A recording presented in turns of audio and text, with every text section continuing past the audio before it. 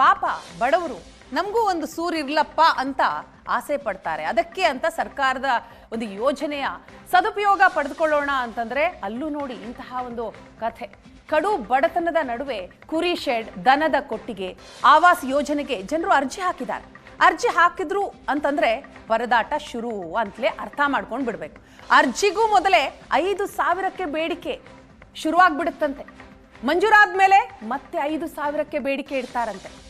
ಒಂದು ವೇಳೆ ಹಣ ಇಲ್ಲ, ಹಣ ಕೊಡದೇ ಇದ್ದಾಗ ಯಾರು ಲಂಚ ಕೊಡ್ತಾರೋ ಅವ್ರಿಗೆ ಆ ಮನೆ ಮಂಜೂರಾಗ್ಬಿಡುತ್ತೆ. ಸೊ ಮನೆ ಬೇಕು ಅಂತಂದ್ರೆ ಹೇಗೋ ಸಾಲ ಸೋಲ ಮಾಡಿ ಹಣ ಹೊಂದಿಸ್ಬೇಕು, ಹಣ ಹೊಂದಿಸಿ ಆ ಹಣವನ್ನ ಕೊಡಬೇಕು. ಕೊಡದೆ ಹೋದ್ರೆ ಮುಗ್ದೇ ಹೋಯ್ತು, ಮನೆ ಸಿಗಲ್ಲ.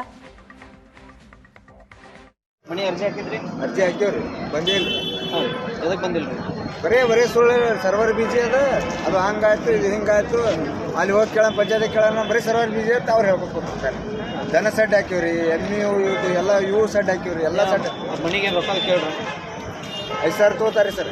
ಮೊದಲೇ ಸ್ಟಾರ್ಟಿಂಗ್ 5,000. ಸ್ಟಾರ್ಟಿಂಗ್ 5,000 ಕೊಟ್ರನ ನಿಮ್ದು ಅರ್ಜಿ ಅರ್ಜಿ ಚಾಲು ರೀ. ಅದೇ ಅರ್ಜಿ ಹಾಕಿದ್ರೆ ಸರ್ವರ್ ಬಿಜಿ ಅದ. ಈ ಮನಿ ಬಂದವ್ರು ಎಷ್ಟು ಕೇಳ್ತಾರೆ? ಮತ್ತೆ ಮನೆ ಬರೋಣ 5,000.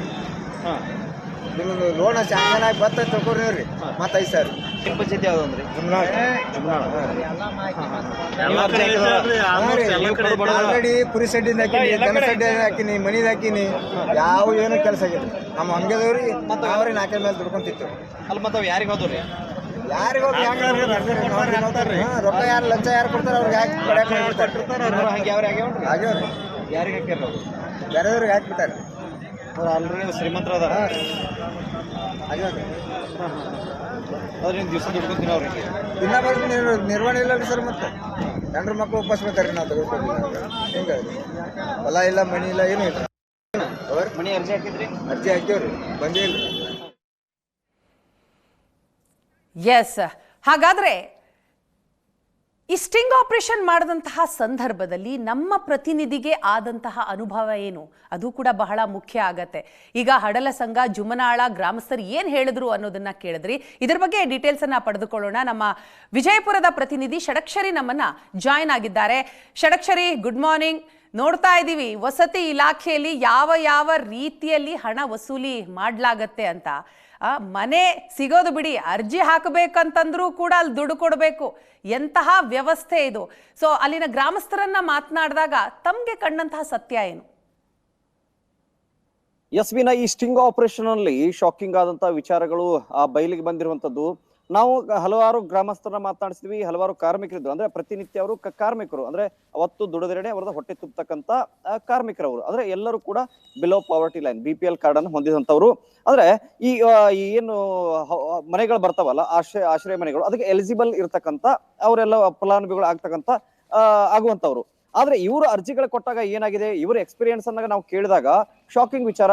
ಕೆಲವರು ಅರ್ಜಿ ಕೊಡಬೇಕಾದ್ರೆ ದುಡ್ಡು ವಸೂಲಿ ಮಾಡಿದ್ದಾರೆ ಗ್ರಾಮ ಪಂಚಾಯತಿಯಲ್ಲಿ ಸದಸ್ಯರು. ಇನ್ನೊಂದು ಕಡೆಗೆ ಇವರನ್ನ ಫಲಾನುಭವಿಯನ್ನಾಗಿ ಮಾಡೋದಕ್ಕೆ, ಅವ್ರಿಗಂದ್ರೆ ಇವರಿಗೆ ಮನೆಗಳನ್ನ ಮಂಜೂರು ಮಾಡೋದಕ್ಕೆ ಅಲ್ಲಿ 10,000 20,000 30,000 ಹೀಗೆ ಏನಂತಂದ್ರೆ ಅವರಿಗೆ ಒಂದು ಬೇಡಿಕೆಯನ್ನು ಇಡ್ತಾ ಬಂದಿದ್ದಾರೆ.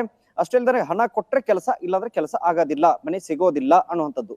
ಒಂದು ಕಡೆಗೆ ಕಡು ಬಡವರಿಗೆ ಏನು ಈ ಮನೆಗಳು ಸಿಗ್ಬೇಕಾಗಿತ್ತು, ದಲಿತರಿಗೆ ಏನ್ ಮನೆಗಳು ಸಿಗ್ಬೇಕಾಗಿತ್ತು, ಸರ್ಕಾರದ ಯೋಜನೆಗಳು ಏನು ಈ ವರ್ಗಕ್ಕೆ ಸಿಗ್ಬೇಕಾಗಿತ್ತು, ಅದು ಸಿಗ್ತಾ ಇಲ್ಲ. ಆಕ್ಚುಲ್ ಆಗಿ ನೋಡ್ಲಿಕ್ಕೆ ಹೋದ್ರೆ ಗ್ರೌಂಡ್ ಅಲ್ಲಿ ಇಳಿದು ಆ ವಿಚಾರಗಳನ್ನ ನೋಡಿದ್ರೆ ಇಲ್ಲಿ ಯಾರು ಹಣ ಕೊಡ್ತಾರೋ ಅವರಿಗೆ ಮಾತ್ರ ಮನೆಗಳು ಸಿಗುವಂತದ್ದು. BR ಪಾಟೀಲ್ ಆಳಂದ ಶಾಸಕರು ಅವರು ಕೂಡ ಒಂದಿಷ್ಟು ಗಂಭೀರವಾದ ಆರೋಪಗಳನ್ನ ಮಾಡಿದ್ರು. ಅಂದ್ರೆ ಮೇಲೆ ವಸತಿ ಇಲಾಖೆಗೆ ದುಡ್ಡನ್ನ ಕೊಟ್ಟು ಮನೆಗಳನ್ನ ಹಾಕೊಂಡು ಬರ್ತಾ ಇದ್ದಾರೆ ಅನ್ನೋಂಥದ್ದು. ಹಾಕೊಂಡ್ ಮಂತ್ರ ಏನಾಗ್ತಾ ಇದೆ ಅನ್ನೋಂಥದ್ದನ್ನ ನಾವು ಈಗ ಸ್ಟಿಂಗ್ ಆಪರೇಷನ್ ಮೂಲಕ ತೋರಿಸ್ತಾ ಇದೀವಿ. ಅಲ್ಲಿಂದ ಇಲ್ಲಿ ಮನೆಗಳ ಮಂಜೂರಾಗಿ ಬಂದ ನಂತರ ಆ ಮನೆಗಳನ್ನ ಕೊಡೋದಕ್ಕೆ ಸದಸ್ಯರು ಇಂತಿಷ್ಟು ಮನೆಗಳ ತಮಗೆ ಇಂತಿಷ್ಟು ಮನೆಗಳು ಅಂತೇಳಿ ಹಂಚಿಕೊಳ್ತಾರೆ. ಅಂದ್ರೆ ಒಂದು 100 ಮನೆಗಳು ಒಂದು ಗ್ರಾಮ ಪಂಚಾಯತಿಗೆ ಬಂದ್ಬಿಟ್ರೆ ಅಲ್ಲಿ ಒಂದು 10 ಜನ ಮೆಂಬರ್ಸ್ ಗಳಿದ್ರೆ ಒಬ್ಬೊಬ್ಬರಿಗೆ 10 ಮನೆಗಳಂತೇಳಿ ಹಂಚ್ಕೊಂಡ್ಬಿಡ್ತಾರೆ. ಬಳಿಕ ಆ ಮನೆಗಳ ಮಾರಾಟ ಶುರುವಾಗುತ್ತೆ. ಅದು ಆ ಗ್ರಾಮದಲ್ಲಿ ಇರ್ತಕ್ಕಂಥ ದಲಿತರು, ಒಂಟಿ ಮಹಿಳೆಯರು, ಅಲ್ಲಿರ್ತಕ್ಕ ಕಡು ಬಡವರಿಗೆ ಉಚಿತವಾಗಿ ಹೋಗ್ಬೇಕಾದಂತ ಮನೆ ಅವರ ಅಕೌಂಟ್ಗೆ ದುಡ್ಡು ಸೇರ್ಬೇಕಾಗಿತ್ತು. ಆದ್ರೆ ಇಲ್ಲಿ ನೋಡ್ತಾ ಇದೀವಿ ಹಣ ಕೊಟ್ರೆ ಮಾತ್ರ ಇವರು ಮನೆಗಳನ್ನ ಕೊಡುವಂತದ್ದು. ಅಂದ್ರೆ ಇಲ್ಲಿ ಆ ಮನೆಗಳು ಬಂದು ದಲಿತರಿಗೆ ಸೇರ್ತಾ ಇಲ್ಲ, ಬಡವರಿಗೆ ಸೇರ್ತಾ ಇಲ್ಲ, ಕಡು ಬಡವರಿಗೆ ಸೇರ್ತಾ ಇಲ್ಲ, ಕಾರ್ಮಿಕ ವರ್ಗಕ್ಕೆ ಸೇರ್ತಾ ಇಲ್ಲ. ಯಾರ ಕಿಸೆಯಲ್ಲಿ ಹಣ ಇದೆಯೋ ಅಂತವರಿಗೆ ಏನಂತಂದ್ರೆ ಈ ಮನೆಗಳು ಸೇರ್ತಾ ಇದಾವೆ. ಅಂದ್ರೆ ಮೂಲ ಉದ್ದೇಶ ಏನಿತ್ತು ಈ ಯೋಜನೆಗಳದ್ದು ಅದು ಸಾಕಾರವಾಗ್ತಾ ಇಲ್ಲ. ನಾವು ಇವರನ್ನ ಮಾತನಾಡಿಸ್ಲಿಕ್ಕೆ ಹೋದಾಗ ಕೆಲವು ಅರ್ಜಿ ಪಡಿಲಿಕ್ಕೂ 5,000 ಇಸ್ಕೊಂಡಿದಾರಂತೆ. ಅರ್ಜಿ ಕೊಡೋಕೆ 5,000, ಮಂಜೂರಾಗಿ ಹೆಸರು ಬರ್ಬೇಕಾದ್ರೆ ಅದಕ್ಕೆ 5,000.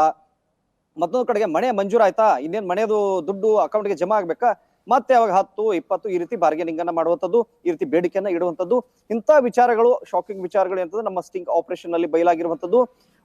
ಇಡೀ ಈ ಒಂದು ಈ ಸ್ಟಿಂಗ್ ಆಪರೇಷನ್ ಅನ್ನ ಅಲ್ಲಿ ನಮಗೆ ಸಿಕ್ಕಂತ ಈ ಕಾರ್ಮಿಕರು, ಅತಿ ಕಡುಬಡವರನ್ನ ಮಾತನಾಡಿಸುವಾಗ ನಮಗೆ ಸಿಕ್ಕಂತ ಒಂದು ಅನುಭವ ಏನಂತ ಹೇಳಿದ್ರೆ, Yes.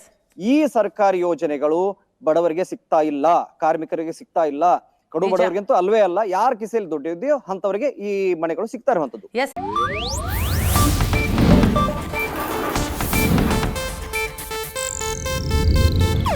ಇದು ಏಷ್ಯಾನೆಟ್ ನ್ಯೂಸ್ ನೆಟ್ವರ್ಕ್ ಪ್ರಸ್ತುತಿ.